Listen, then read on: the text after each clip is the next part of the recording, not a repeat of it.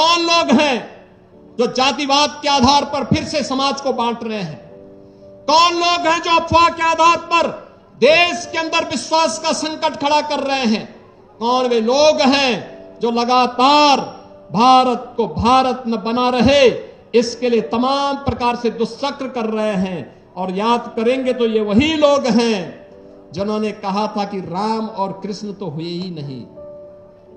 ये वही लोग हैं जिन्होंने राम मंदिर के आंदोलन में विरोधी पक्ष के साथ जाकर के मिलकर के राम मंदिर का फैसला न हो इसके लिए एड़ी चोटी लगाई थी।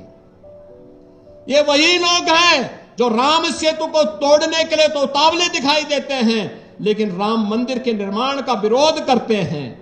ये वही लोग हैं जिनके द्वारा लगातार देश के अंदर अविश्वास का वातावरण पैदा करने का प्रयास किया जा रहा है और इस अविश्वास के परिणाम स्वरूप ये भारत के संवैधानिक संस्थाओं को भी कटघरे में खड़ा करने का प्रयास कर रहे हैं।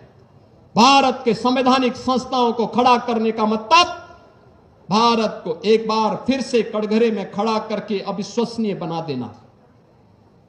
इनको देश की चिंता नहीं, इनको स्वयं के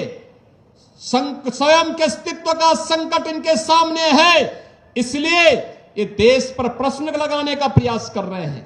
भारत की अस्मिता के साथ अब खिलवाड़ करने पर उतारू हो चुके हैं और इसीलिए जब आज हम यहां पर आए हैं इस जौहर स्मृति संस्थान के कार्यक्रम में, यह संकल्प का दिवस हम सबके लिए होना चाहिए और यह संकल्प इस बात का संकल्प बनना चाहिए जो संकल्प सैकड़ों वर्षों से, विगत